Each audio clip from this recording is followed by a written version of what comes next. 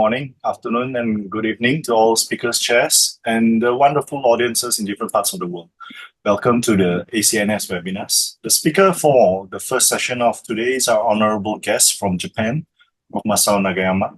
Prof. Nagayama is a professor in the Department of Neurology, Critical Care Medicine, and Preventive Medicine at the International University of Health and Welfare, Narita Hospital, Narita City, Japan. He is also an adjunct professor in the Department of Internal Medicine at the National Shimen University Faculty of Medicine, Izumo City, and a visiting faculty at the Sophia University Institute of Bioethics, Tokyo. His clinical interests are focused on clinical care neurology, stroke, status epilepticus, brain death, crisis management, and bioethics. He has served previously as a board member and chair of several important organizations like Neurocritical Care Society Japan, Neurocritical Care Society Asia and Oceanic Chapter, and the Coma and Disorders of Consciousness Project. He is a known researcher and has published several articles in various peer-reviewed journals. We are extremely honored to have him today at our webinar, and today he is going to talk about advances in the management of acute and prolonged coma. The speaker for the second session of today's webinar is our honorable guest from China, Prof. Zhang Dong. Prof. Zhang Dong is the Director of Department of Neurosurgery at Beijing Hospital, as well as a Master's Supervisor at the Beijing Institute of Geriatrics and a Doctoral Supervisor at Peking Union Medical College and Capital Medical College. He is also a visiting scholar at Erasmus Hospital of the Free University of Brussels. Professor Zhang specializes in the microsurgical treatment of cerebrovascular diseases. He has performed over 5,000 extracranial, intracranial bypass surgeries, more than 1,000 aneurysm clippings, and over 1,000 carotid endarterectomies. He pioneered the Tian-Tan concept for combined bypass surgery in moyamoya disease and leads a large multi-center study on hemorrhagic moyamoya disease. He has published 61 SCI papers with an H index of 24 and authored 17 core journal papers. His research focuses on the new risk factors for ischemic cerebrovascular diseases, combined bypass models for moyamoya, and the use of radiomics in predicting arteriovenous malformation rupture. We are extremely honored and grateful to have him for accepting our invitation to be speaker at our webinar, and today he will be talking about surgical treatment of AVMs and prediction of hemorrhagic risk. The chair for the first session of today's webinar is our honored guest from India, Prof. Manju Prabhakar. Dr. Prabhakar is a professor at the Department of Neuroanesthesiology and Critical Care at All India Institute of Medical Sciences, AIIMS, New Delhi, India. He is a recipient of the AIIMS Excellent Award 2012 for his notable contribution to academia and has published over 350 papers in peer-reviewed national and international journals. Dr. Prabhakar is a reviewer for various national and international journals and is also a reviewer author for Cochrane Collaboration. He has special interest in evidence-based practice of neuroanesthesia and enhanced recovery after surgery. He is a member of various national and international neuroanesthesia societies and is past secretary of the Indian Society of Neuroanesthesia and Critical Care and Society of Neurocritical Care. He is the immediate past president of SNCC. The honorary fellowship by the Society of Neurocritical Care has been conferred upon him. He is actively collaborating research activities among the low-income and middle-income countries. He is actively involved in the Curing Coma campaign by the Neurocritical Care Society. We are extremely grateful for him for accepting our invitation to chair the session of Prof. Nagayama. The chair for the second session of today is our honorable faculty from Japan, Prof. Hideyoto Kimura from Japan.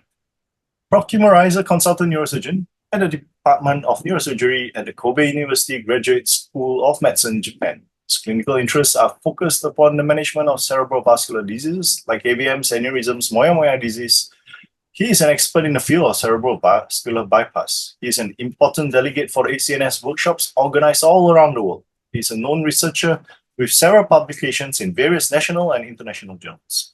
We are extremely honored and grateful to him for accepting our invitation to share the session of Prof. Zhang Zhao. On behalf of the Education Committee of the ACNS and the President, Prof. Yoko Kato, I would like to welcome both the speakers and chairs and audiences to this online platform of ACNS webinars. Very warm welcome to our colleagues in China. We are extremely thankful to Prof. Zubin for broadcasting the webinar on the WeChat channel. With that introduction, I would like to hand over this online podium to our first chair, Prof. Himanshu Prabhakar. Thank you, Joe, and good morning, good afternoon, and good evening to all the delegates who are joining to see this webinar. And I'm sure this webinar is being telecast globally. So my wishes to everyone who are joining. And it's indeed a pleasure to be here. And firstly, I want to thank Dr. Raja for inviting me and the Education Committee of ACNS. It's actually an honor for me to chair a session which is where we have speaker none other than Dr. Masao, with whom I've been associated for quite some time now, quite many years. And I think he's just the right person to talk about coma. Coma, I think all of us are dealing with this condition day in and day out. And while we know a lot about coma, but then there are many things which are beyond our knowledge, and things are being investigated. And as of now, I wouldn't be wrong if I say that coma is one of those conditions where a lot of research is being done. And I'm sure Dr. Masao would be talking about it. So let's hear what are the acute coma and chronic coma managements which are we have in practice, and what our researches are going on. So it's a pleasure to invite Dr. Masao to deliver his talk on coma. Over to you, Dr. Masao. Hi, thank you very much, Professor Prabka, and for everybody involved. So honored to be invited to this prestigious Congress, Asian Congress of Neurological Surgeons. It is led by Professor Yoko Kato here. And today I'd like to, I'm a kind of a critical care neurologist and a neurointensivist in Japan, and also specializing in every other fields of neurology and critical care medicine. And now, today, I'd like to talk about the advances in the management of acute and prolonged coma, but it's actually especially on non-convulsive status epileptics, that is NCSE, and prolonged disorders of consciousness. This photo is my head. My hospital, headquarters of our international medical school in Japan, first in Japan. It is just located just near the Tokyo International, Tokyo Narita Airport. It is, you can see here, this is Narita International, Tokyo International Airport. This is the first, about the curing coma campaign, which is led by the Neurocritical Care Society and the National Institutes of Health in the United States. And this is a kickoff meeting of that campaign at Vancouver in 2019. I was happy to be invited to here and could see the starting during the starting discussion about the curing coma campaign. About the founders of the critical care neurology, I think that the audience is usually mainly neurosurgeon, not necessarily a critical care neurologist or a critical care neurocritical care physician, but I think that it's a very we have a common background. So therefore, just I'd like here in this slide, I'd like to show you the founders of the critical care neurology or neurocritical care. You know about the left side is Professor Fred Plum.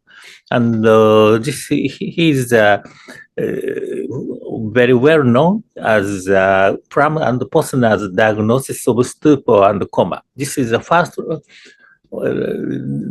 Right one is more recent one. And the right professor is Professor Raymond D. Adams at Harvard Medical School.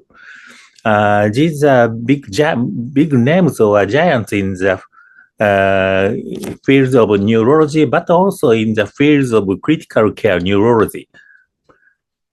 And now you can see that the critical care neurologists are doing the very important role in the entire neurological field. You know that Adams and Victors and Merritt and Prams and Posner's diagnosis and treatment of stupor and coma. Every these representative neurology textbooks were read by now critical care neurologists like Professor Alan Roper, Martin Samuels, and Stuart Meyer, and Posner, and now Jan Klassen. So therefore, critical care neurology is one of the main fields of neurology in the United States, especially in the United States. However, not in Japan, still not in Japan like any other countries in the world. This is the St. Mary's Hospital of the Mayo Clinic and the Mayo Medical School. When first I visited in 1998 to Professor Bailix, he's my kind of supervisor or mentor, and now very great neurologist. This is 42 bed. At that time, there was a 42 neuro ICU beds here in this hospital, and so many knowledge and funding was produced here in this neuro ICU. It is the kind of the one of the almost oldest neuro ICU in the United States and world. And you know that also that this 4-score coma scale was developed by Professor Bailix. It is because Glasgow coma scale is very, very important. But however, Glasgow coma scale cannot be evaluated in the patient with intubated patients. And also the brainstem function is a little bit weak. So considering that to solve these points, he produced 4-score coma scale by checking eye, motor, brainstem, and respiration. This is a kind of common sense in the field of critical care neurology and especially in neuro ICU, but almost all ICU, in general ICU in the United States and probably in Germany. However, not so still employed or utilized by the neurologist and the neurosurgeon in the world. Therefore, this is just kind of introduction of this great scale. This scale is not only for the evaluation of the consciousness level, but also for the evaluation of the severity of the neurological condition. It is verified in the one manuscript. The same thing, checking motor and checking brainstem and checking respiration. Just a few slides about the general management or general overview of the management of the acute coma. I think there is trinity needed for the best neurocritical care. Just one is monitoring, such as MMM or multimodality neuromonitoring. And the other one is the multimodality treatment option, such as pharmacological, TTM, and surgical, and so on. Also, we need to understand and utilize differential diagnosis and decision making based on clinical evaluation by medical interview and physical examination. This is very important, and it was already about 10 years ago. It was first such a kind of red guidelines was published by the European Society of Intensive Care Medicine, saying neurological examination is important in the intensive care. So, in the context of the neurological examination, we are using such a kind of quantitative pupillometer. This is kind of common sense and a must in the in the management of critically ill patients, especially of neurologically ill patients. And for the monitoring, we are now, I think that many of you are using such a kind of non-invasive ICP monitoring. This is checking the optic nerve sheath diameter, ONSD. So therefore, there is some discussion about the use of the ICP monitoring. However, it is kind of established in the patient with traumatic brain injury. But also, we need to do invasive for the kind of the best precise evaluation of the intention ICP. We may need to do invasive ICP monitoring. However, it is very sometimes difficult to do it. So therefore, there is that the growing needs of the and non-invasive ICP monitoring, and there is kind of close to the guidelines or such a kind of announcements are being prepared now. So this is the ONSD measurement in the setting of at the bedside.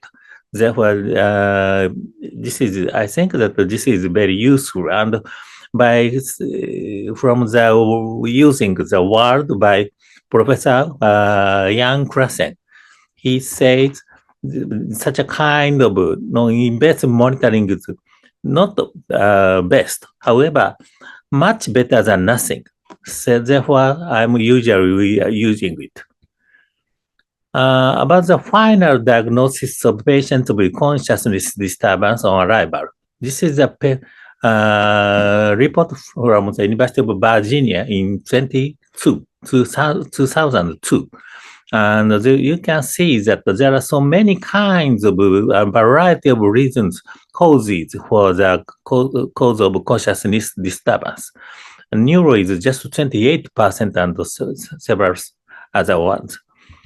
So just I usually emphasizing the needs of the appropriate differential diagnosis of disease, but usually everybody is usually confused about the differential diagnosis of diseases, pathophysiology, etiology, syndromes, and so on. Therefore, we need to discriminate and use the appropriate use of differential diagnosis to the best management.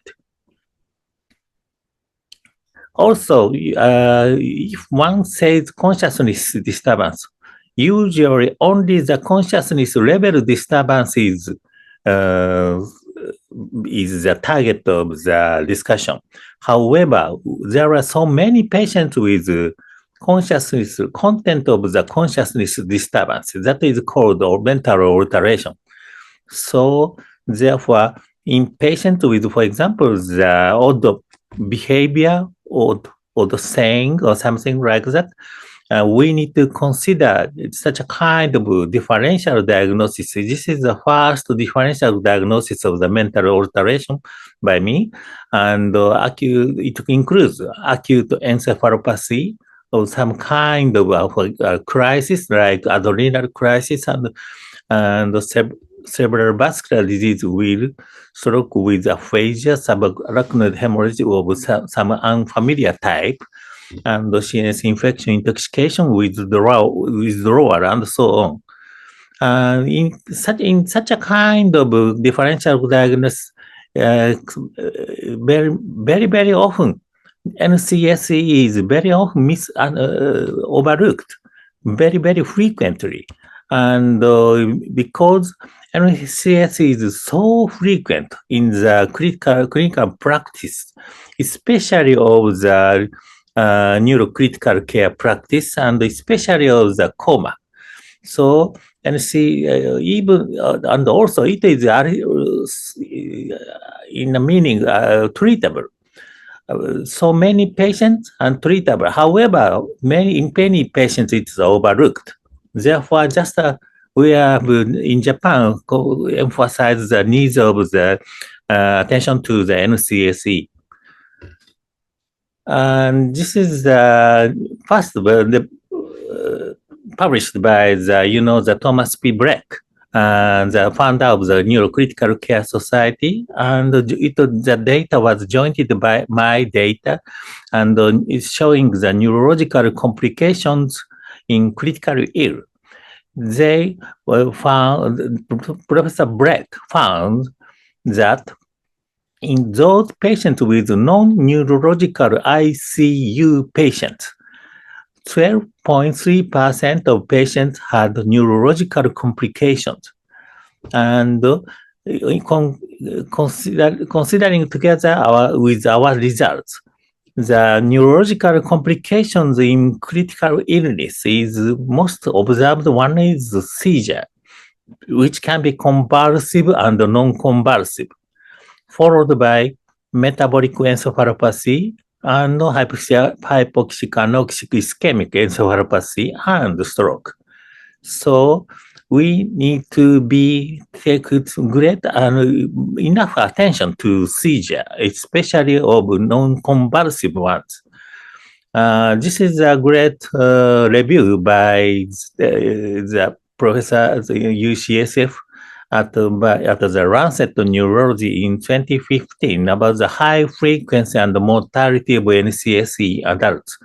It can be very often observed in patients' acute critical neurological conditions like stroke, metabolic abnormalities, and hypoxia and so on, and also the mortality is so high. And because you know that the NCS is very frequently observed or has become paid attention in the United States and Germany and England. However, it is just about the acute coma. Acute coma is very, very important as the manifestation of the NCSE. However, I with the joint study with the Johns Hopkins University, disclosed that there is a so variety of manifestations of NCSE, right? Just I'd like to show about the expanded spectrum of manifestations of NCSE. It is very important in the differential diagnosis of acute coma. And acute consciousness is this first acute conscious comatose state and the mental alteration and fluctuation of consciousness level. And also followed by automatism. This is a kind of the classical image or manifestations of NCSE, like licking chops, nose wiping, facial pantomime, and staring, and so on. And also abnormal eye position and movement, like conjugate deviation of eyes, spontaneous nystagmus, and so. And this next one, this is an important, very important movie by the Professor Bidix about the facial manifestation of new NCSE. This is I always showing this one when I talking. Please check about the twitching movement or kind of small microns at the oral mouth corner, or the small ocular twitching or oscillation, or also the small myoclonic movement in the ocular angle. So again, just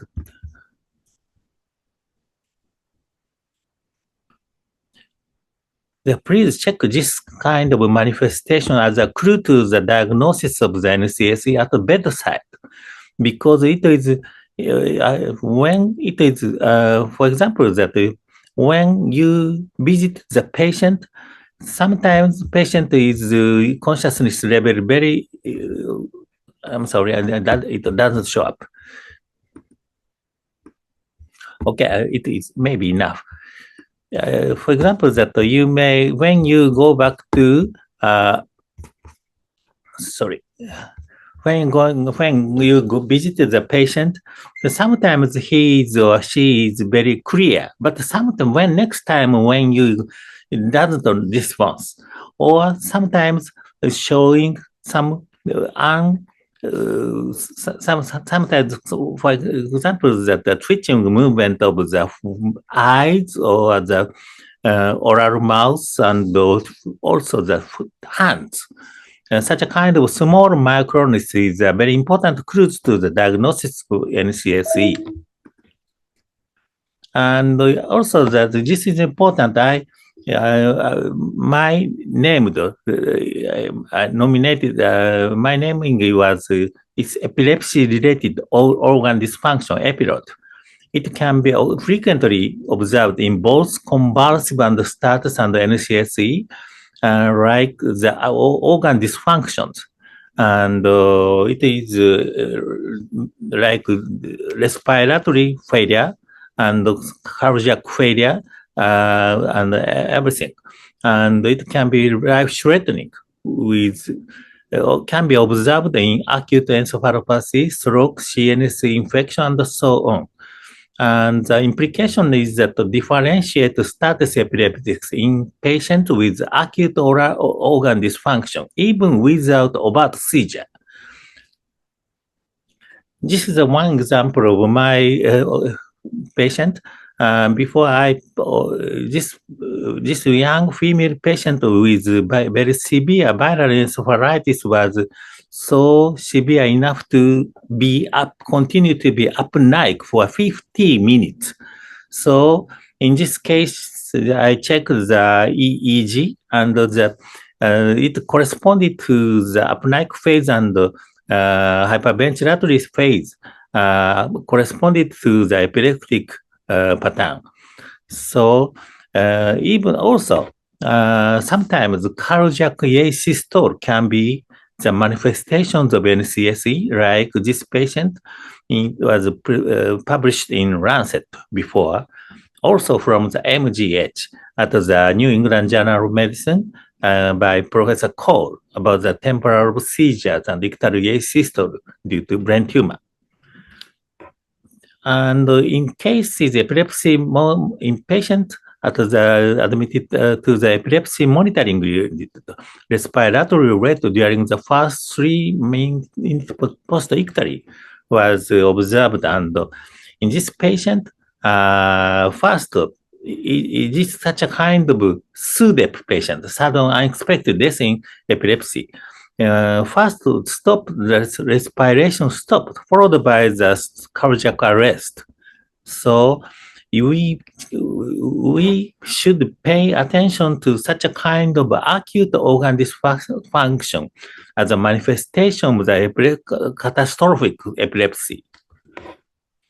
To diagnosis, about the diagnosis of NCSE, this is a representative EEG.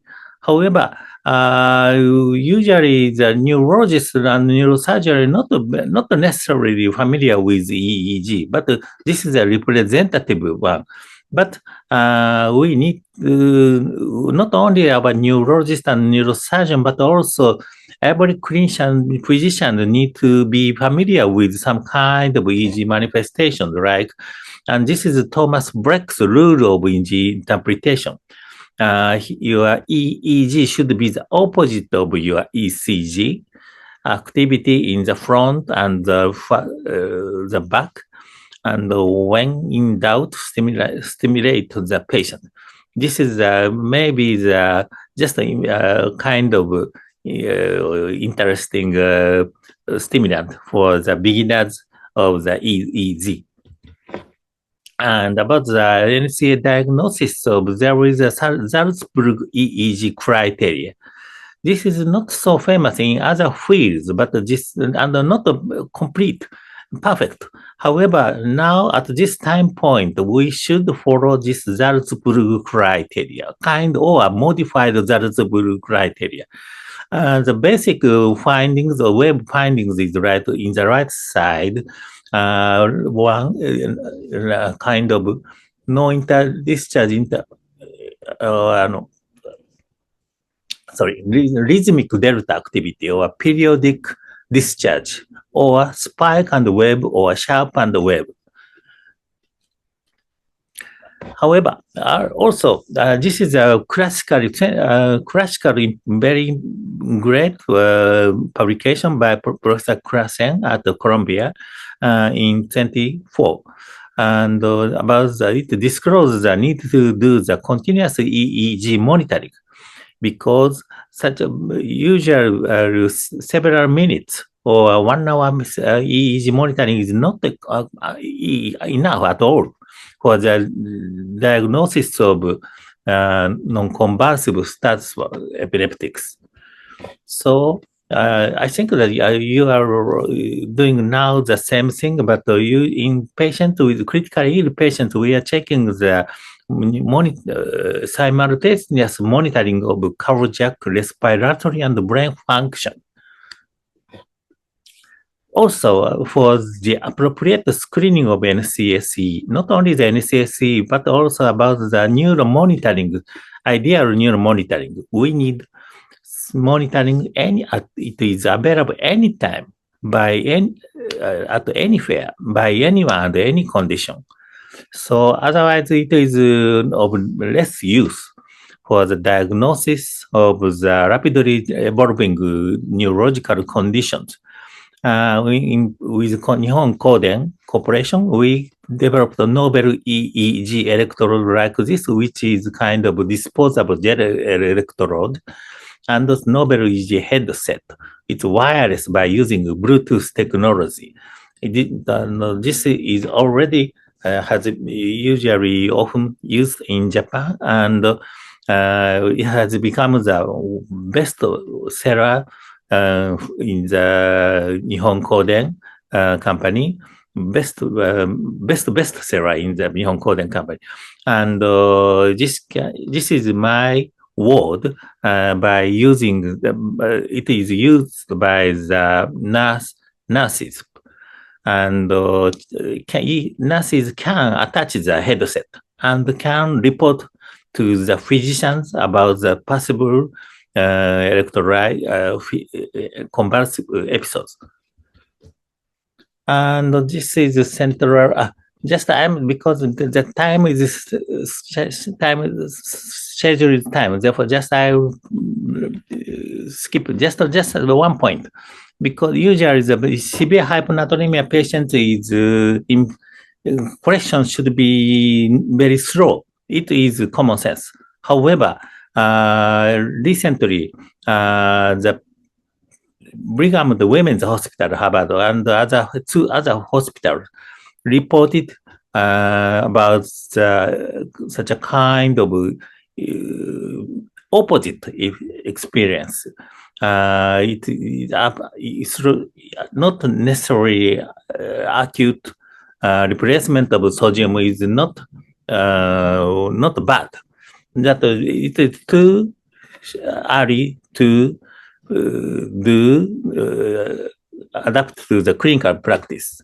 Just for one information. Next, changing to the prolonged consciousness disturbances.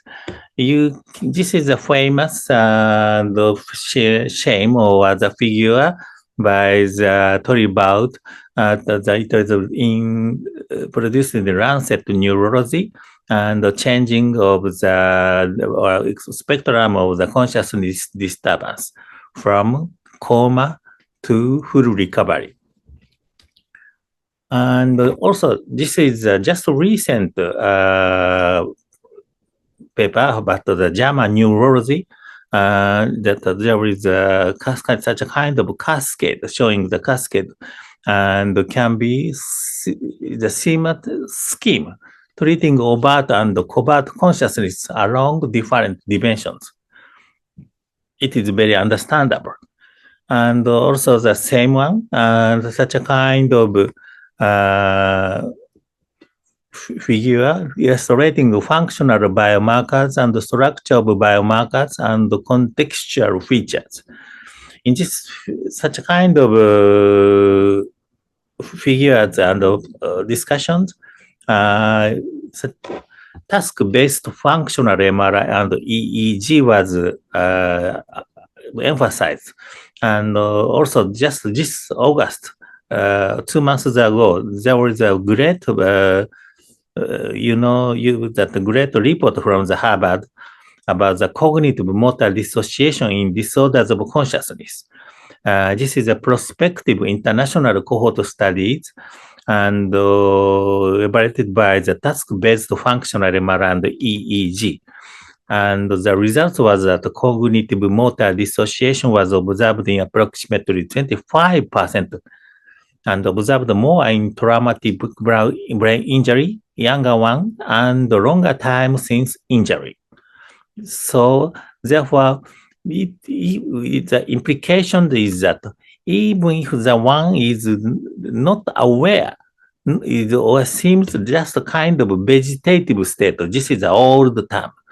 In that case, we should pay attention if this patient may have some kind of latent cognitive cognition. So therefore, important thing is to find out the cause of the consciousness disturbance and some finding out some interventions to rebut it, combat it. This is a response to pharmacological interventions for comatose patients by the Professor Prabhakar, and showing that there are some very many kinds of pharmacological interventions. And sometimes there is in India, and amantadine is in 70%.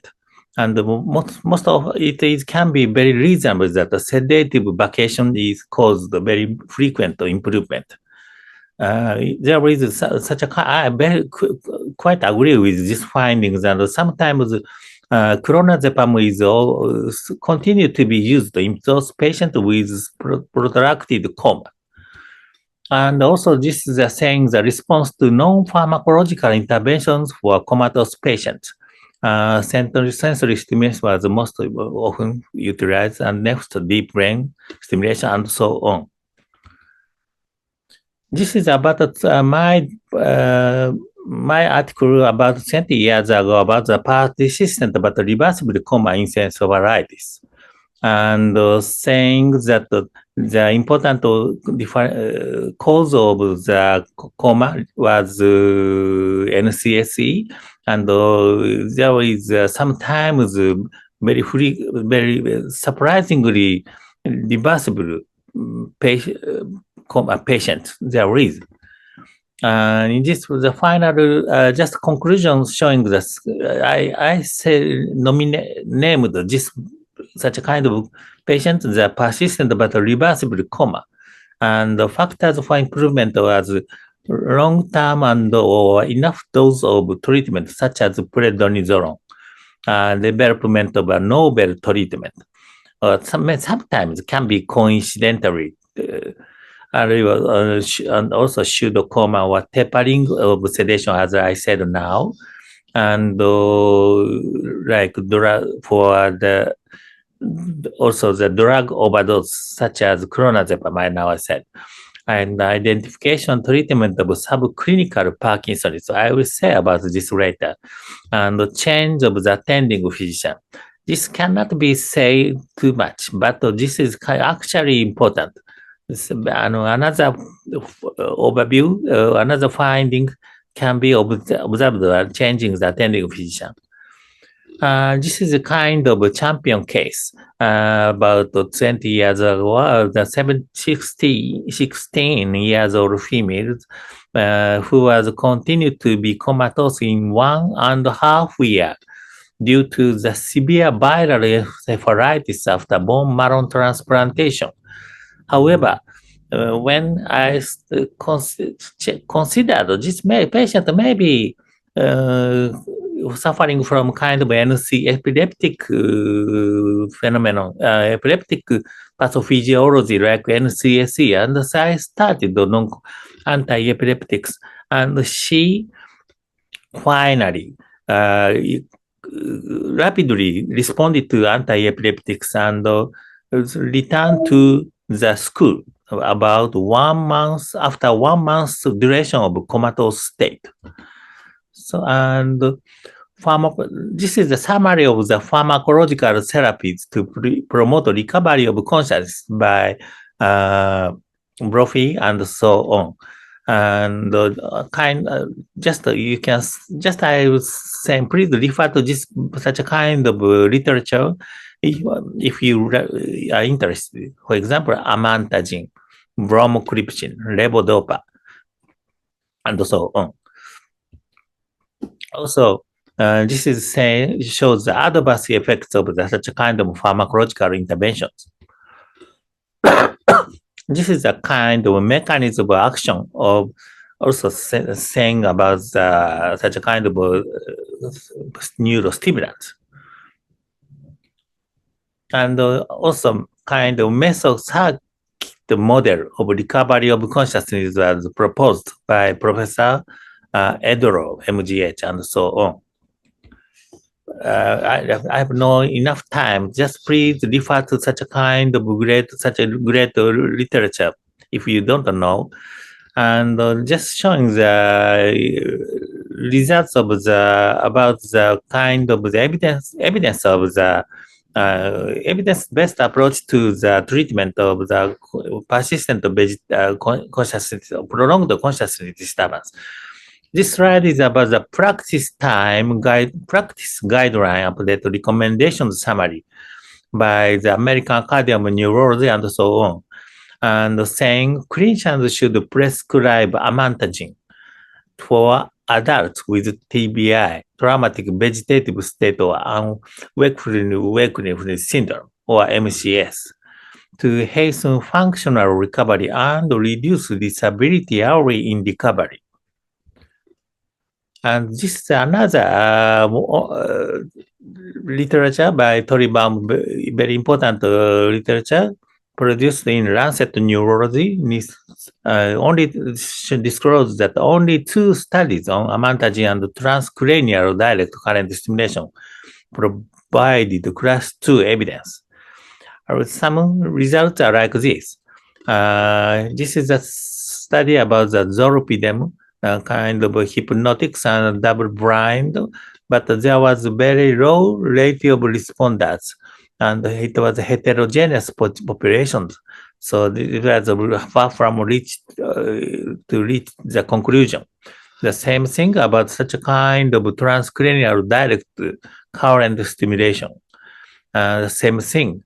And this is about the TBI table and integrated stepping device and the sensory stimulation. Everything is a little bit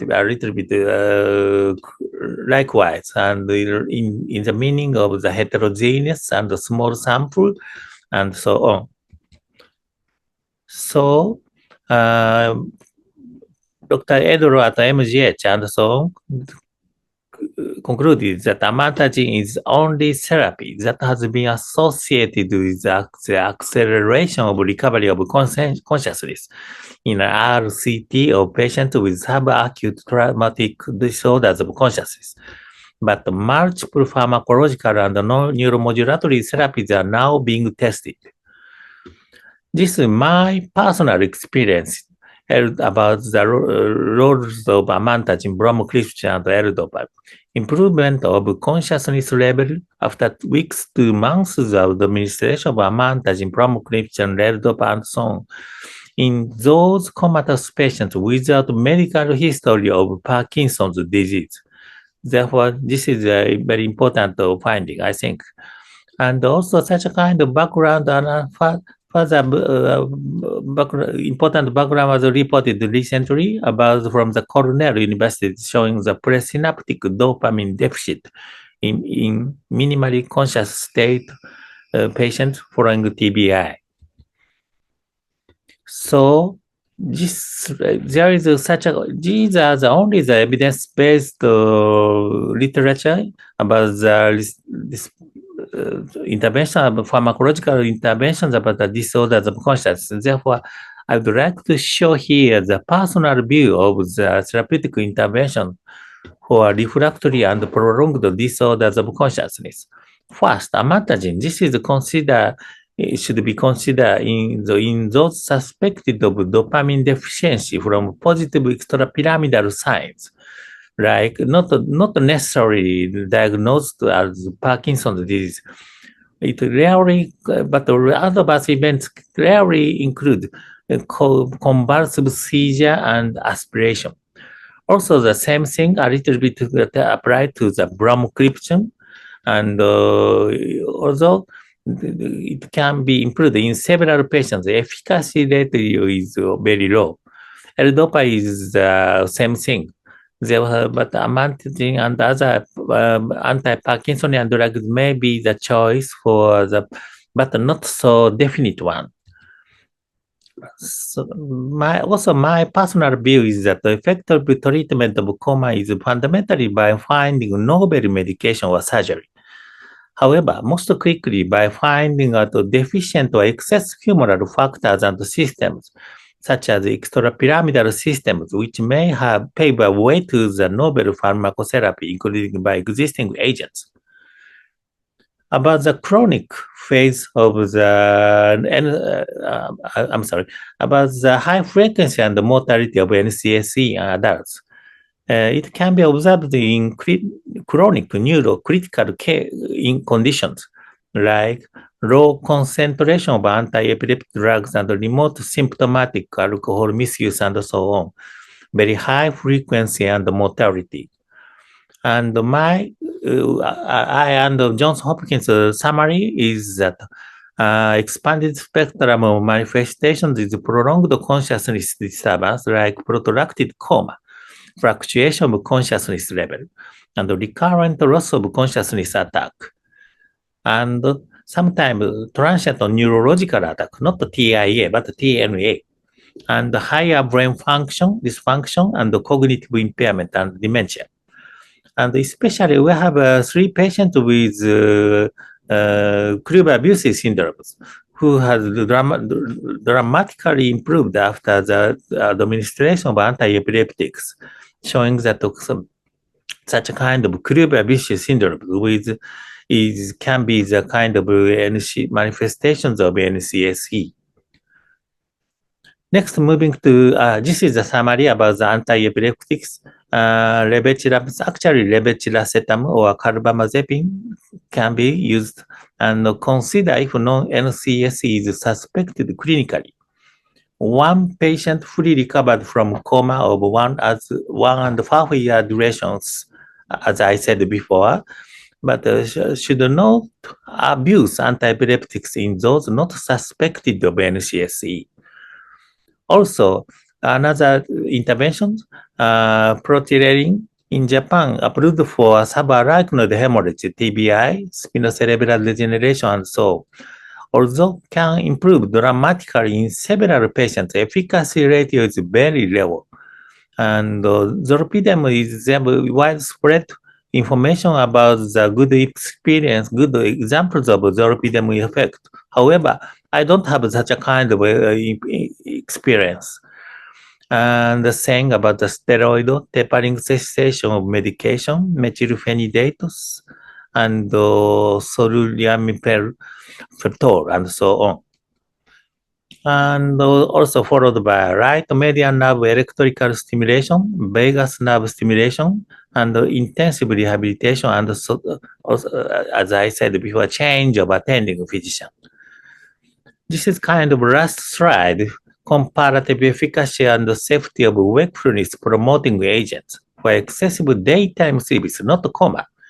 But this is kind of maybe good have a good suggestion for the treatment of the prolonged coma patients. This is reported last year and the systematic review and network meta-analysis, and study the efficacy and the safety of wakefulness promoting agents for excessive daytime sleepiness in obstructive sleep apnea. And sodium phenol was most effective at 4 weeks. Conclusion. I presented about the advance in the management of acute and prolonged coma, but actually it was especially on the expanding spectrum of manifestation of the NCSE, which can manifest as both acute and prolonged coma, and prolonged disorders of consciousness, including evidence based on the personal review of the therapeutic intervention to coma and the CCC Clearing Coma campaign. Also, I didn't present it today, but recently I'm always emphasizing the needs of the both risk management and crisis management of acute coma. Usually one considers that if there is one developed coma, it is very catastrophic. But there is, I believe, and I have some evidence that if one can or surrounding persons have a good responses, in that case, the result is so much different. So we should not abandon after the coma developed. Therefore, in other words, the needs for both risk and crisis management of acute coma. That's it. Thank you very much for kind attention. Thank you very much. Thank you, Dr. Masao. That was a very comprehensive and a very interesting talk. And I think it was a good compilation of the literature. It was an exhaustive literature which you shared with us. Thank you so much for that. We have one question. Can we take the questions now? Yes. Dr. Masao. So from the audience, we have one question from Dr. Harshad Parekh. He wants to know how you decide to give anti-Parkinson medicine in which type of coma. Yeah. As I said, there is no necessary to be diagnosed as Parkinsonism or Parkinson's disease or before. Just I first check the patient with prolonged comatose state or prolonged disorders of consciousness. If there is neurologically extrapyramidal signs like rigidity or tremor and so on, if such a kind of special rigidity, such a kind is very frequent in patients with critically ill. In that cases, if any other intervention is not effective, in that cases, I may try anti-Parkinsonian drugs, like in the literature, that amantadine is the leading one. However, I don't think that amantadine should be used, but not so strong, but very rare, but not very, but rare, but sometimes very important responses can be observed. I often use is L-DOPA for the management of such a kind of extrapyramidal symptoms, manifestations with just hoping the improvement of the consciousness. Yeah, that's it. And he also wants to know, like in cases of non-convulsive status epilepticus, how you adjust the doses of the anticonvulsants, and is there any upper limit for the doses? How do you adjust that? Thank you very much. But it depends on the medication. For example, in the acute phases, like those patients with apneic state, continuous apneic state, in that cases, you may first check from the benzodiazepines, diazepam, and maybe sometimes, in my case, usually followed by hosphenitoin. But in cases with like walking patients, in that case, I often use the levetiracetam or carbamazepine. Therefore, starting from the lower dose, not from because considering the side effects, I don't start from the higher dose. That's it. So I don't think there are any more questions, and I think in the best interest of the time, we'll be ending this session first. But I just wanted to ask Dr. Masao, for the acute management, we have several drugs. What about the long-term management? I think a lot of focus is now being taken towards the long-term management of comatose patients, especially when you talk about rehabilitation, neurorehabilitation, neuroplasticity. So, what's your take on that? Yeah, everything is important. We should try every possible interventions, including intensive rehabilitation. Thank you so much, Prof. Nagayama. So, and Prof. Babakar. Let's go on to our next session. Let's invite our chair for the next session, Prof. Kimura. Okay, Professor. And okay, hello everyone. Good afternoon and good evening. I'm Hidehito Kimura, Kobe University from Japan. It's a great honor for me to chair the second session. I thank ACNS President Professor Yoko Kato, as always, and Professor Raja and Liu. And I'm very glad to introduce the second speaker, Professor Zhang Dong from China. Thank you very much for joining us. He will talk about surgical treatment of AVMs and a prediction of hemorrhage risk.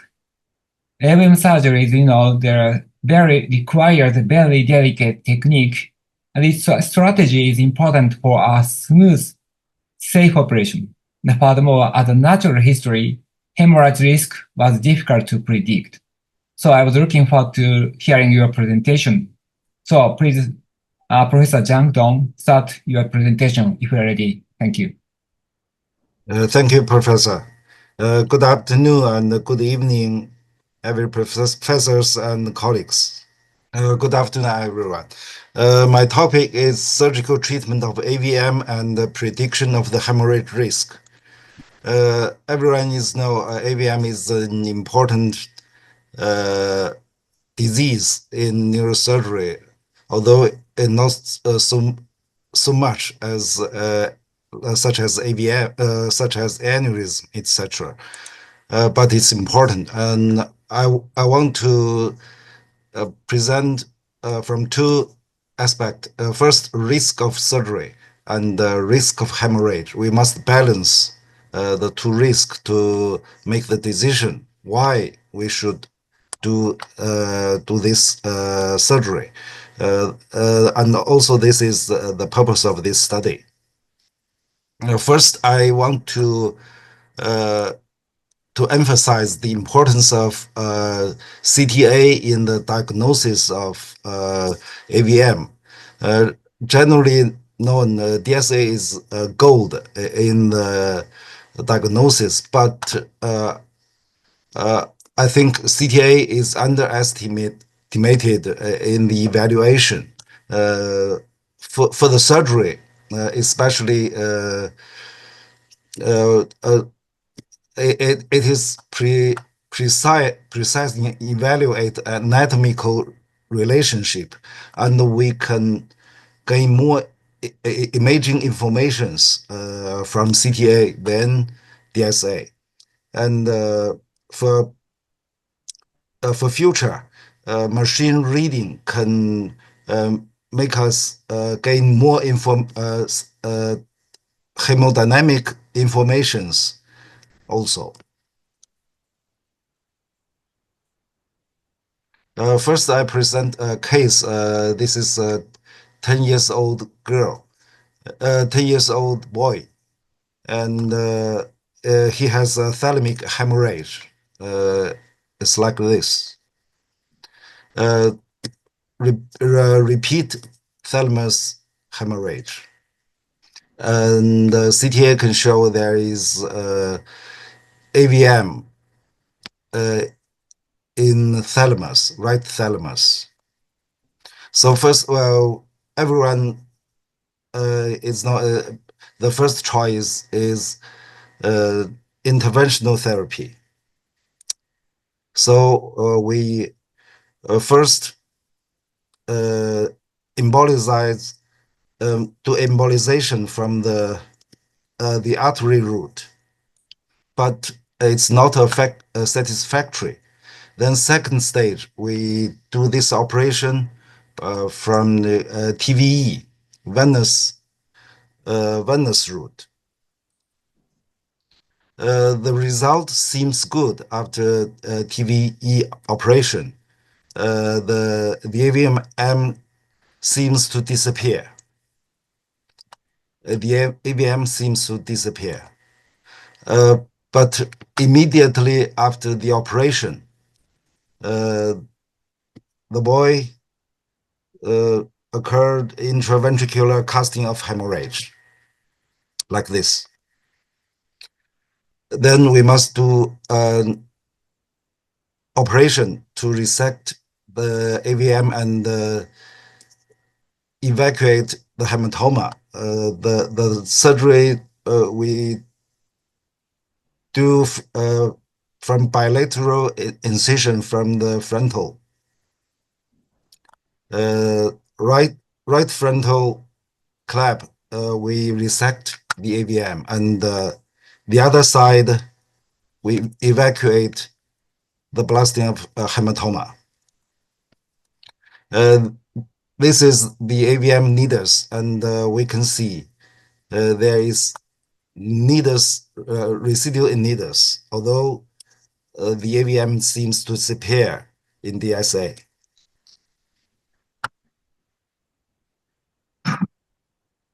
The result seems good.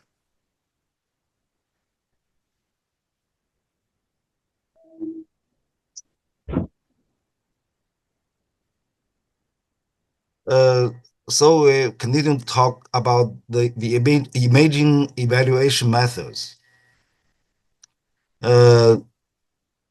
We want to emphasize the use of CTA.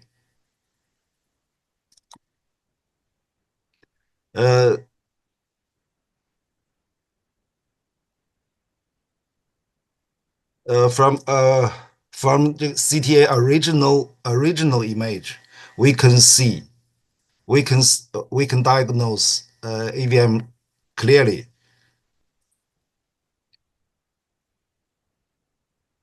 But in some cases, unfortunately, some hospitals don't have the cerebrovascular diagnosis in emergency.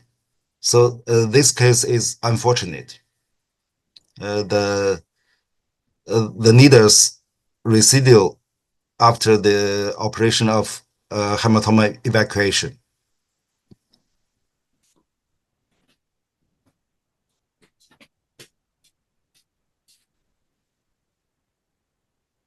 In this case, everyone, I think, will agree, surgical risk is far higher than hemorrhagic risk. Although this case repeat minor stroke, minor bleeding, but we cannot do this operation. Then we think, can we calculate the site of high hemorrhage risk?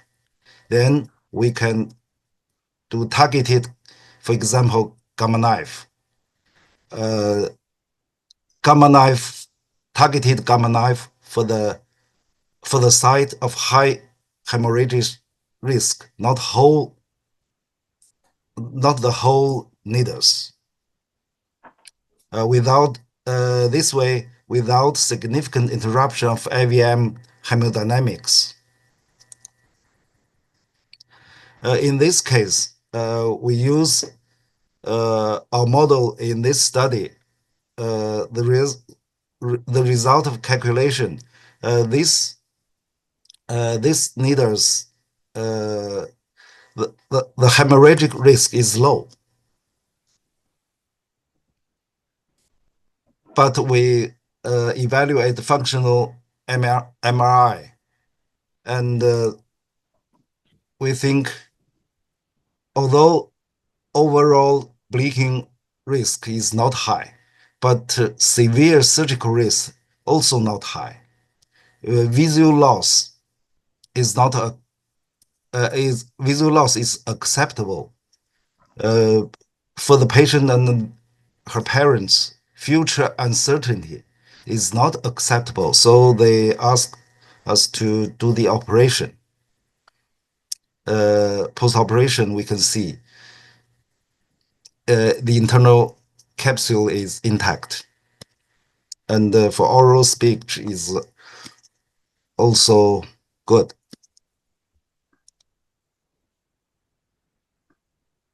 So we want to emphasize CTA is important in the evaluation. The important is full-time phase CT scan. We can use time density curve to calculate hemodynamic and bleeding risk. The full-time phase CT is three-dimensional and also have time. In fact, it's four-dimensional data.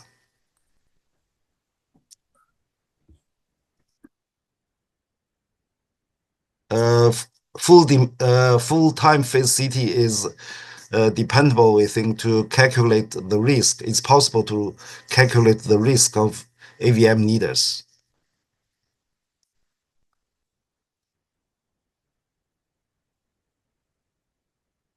For different sites, we can see the density is different. So maybe for different site, the hemorrhagic risk is different. We think it is possible to recognize focal points of high bleeding risk. This site early appearance and far disappear of the density. So full-time phase CT is important, more important than DSA to calculate the bleeding risk.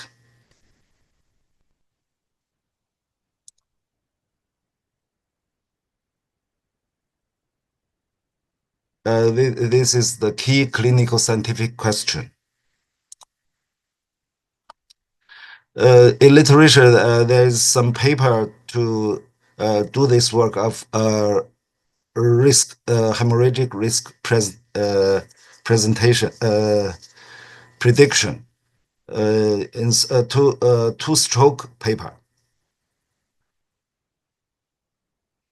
But it's insufficient, we think. One paper in stroke, the conclusion is deep and larger AVM have a higher risk of bleeding. But in another stroke paper, deep and small AVM, the bleeding risk is high. So it's, the conclusion is, the result is conflict. So this two model is not dependable. They all depend on traditional morphological feature. In this study, we want to calculate the AVM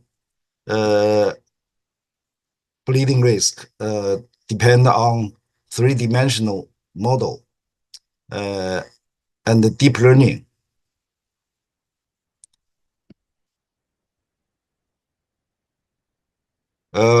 We include a 3D model and new features. We didn't get the key feature from image. We didn't have a real model. This is our paper, about 500 cases included. We use three-dimensional morphological features. This is a segmentation example. First, we must segmentation the needles on CT scan. This is compare the two-stroke paper and our study. Our study used three-dimensional data. For example, we use volume, surface area, ferrite diameter, the large to calculate the size of the needles, not traditional diameter.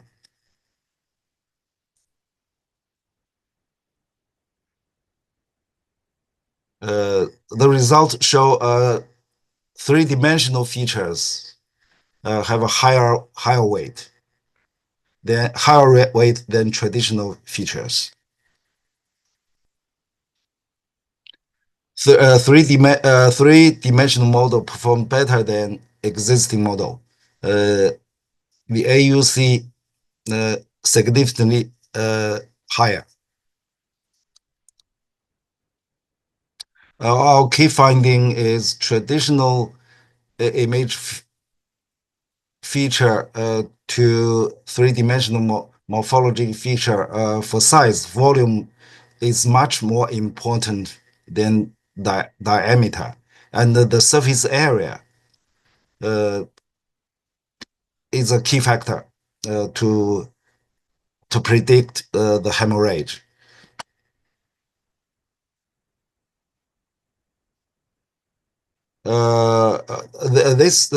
This slide is to explain the surface area. Surface area is external surface area plus internal surface area, just like a different form of basalt. That is to show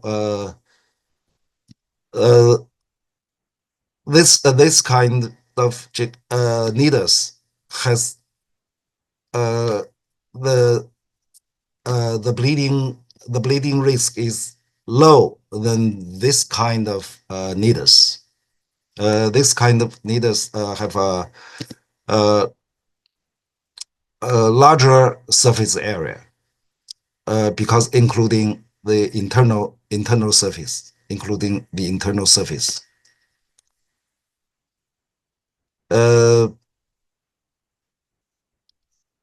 By this process, the AOC increase.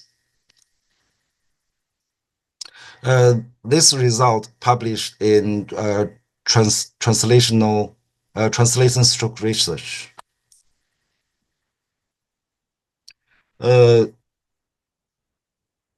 This work show traditional plus radiomic is better than radiomic and far better than traditional morphological feature in evaluation the risk hemorrhage risk. The AOC increased to nearly 0.9. This is the result of a machine learning model include all radiomic, including all radiomic features.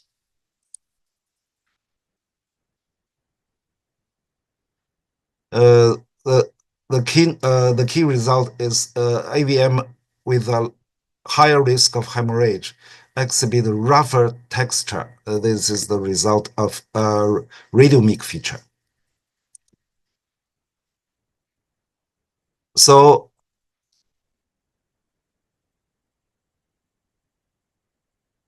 it is possible to achieve clinical meaningful hemorrhage risk prediction. Clinical translation relies on establishing automatic segmentation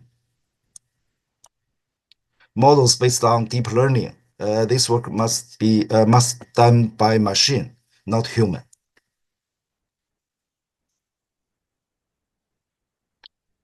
This results show radiomic plus machine learning AUC nearly 0.9. We must salute deep learning to do this work, not by the human. This is the process of our progressively optimized machine segmentation. This progressively optimized machine segmentation.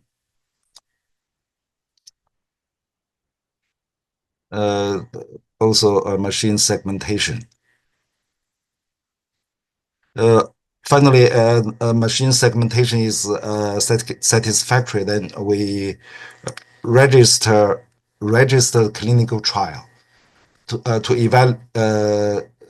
The title is Evaluation of Clinical Outcome of Unruptured BAVMs treated with medical management alone, based on multimodal CT, including criteria and exclusion criteria. The patient receive surgical therapy is excluded.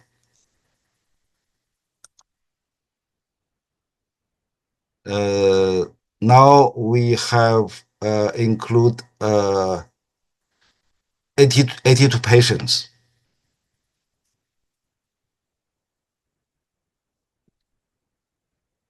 Include 2 international cases enrolled through email. This is email communication with 2 international cases. This is some cases communication in patient group. These results show we based on this model we classify 2 stratification management bleeding risk from low to high for stratification. This is an follow-up patients in the clinical trial. Another cases in the clinical trial, a low bleeding risk cases. In future, we will now we can calculate overall hemorrhage risk for needles. Then in the future, we will calculate local hemorrhage risk. Maybe for precise targeting therapy with gamma knife. In future, we also will include post-embolization cases. High throughout multi-omics and drug therapy targets. These cases may be evaluated by this tool. Welcome to join the patients in our group. Thank you. Thank you. Thank you. Thank you, Professor Zhang Dong. It's a nice presentation, and I enjoyed a lot to your prediction model using a 3D deep learning curves, and also a very important point to the focal gamma knife treatment can be if it is possible to treat a patient using the focal gamma knife treatment after embraced focal embolization. Thank you for your fantastic presentation. Here the one question. Okay, thank you. May I give you one question from the audience? Please, thank you. You can see the from package, Dr. Package, thank you. A oral gamma knife for grade 3, 4, 5 AVM seems to be very encouraging. What's your experience? The risk of rebleeding after treatment still resolution of the region?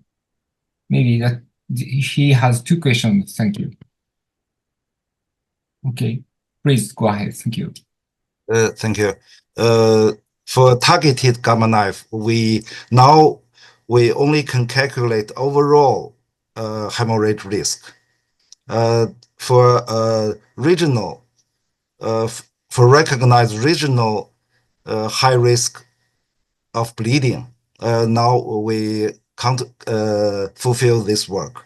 In the future, next step we will recognize. First, we will recognize local high bleeding risk, and then we will treat the patient for this targeted gamma knife. Thank you. Thank you. And, what about grade 3, 4, and 5 AVM? How do you treatment strategy for your institution? Thank you. Thank you.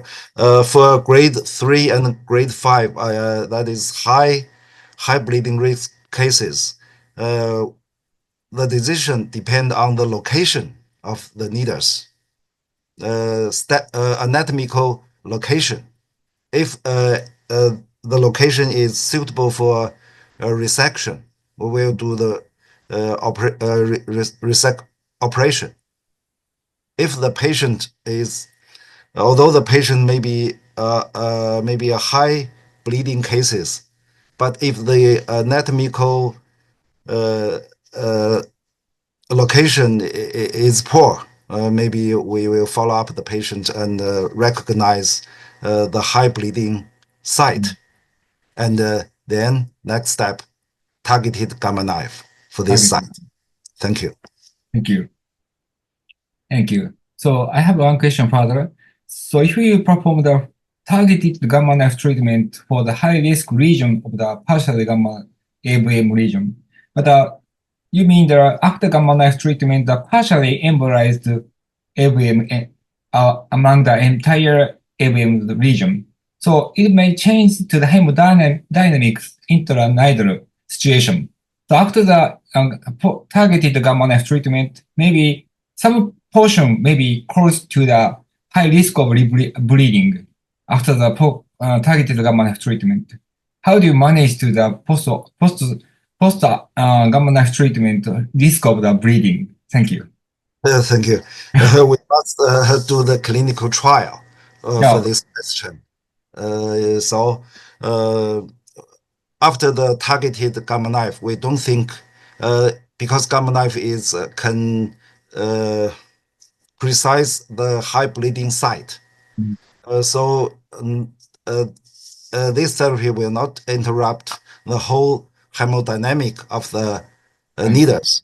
So after the targeted gamma knife, we also can evaluate by this model, by this tool, and then we do the clinical trial to gain the evidence. Thank you. I see. Thank you. Thank you for your nice answer for us. Thank you, Kimura, Professor Kimura. Thank you. So is there any other question from the audience? Dr. Sam, do you have some comment? Do you have some finding from the audience or further question? Oh, it's very interesting, Prof.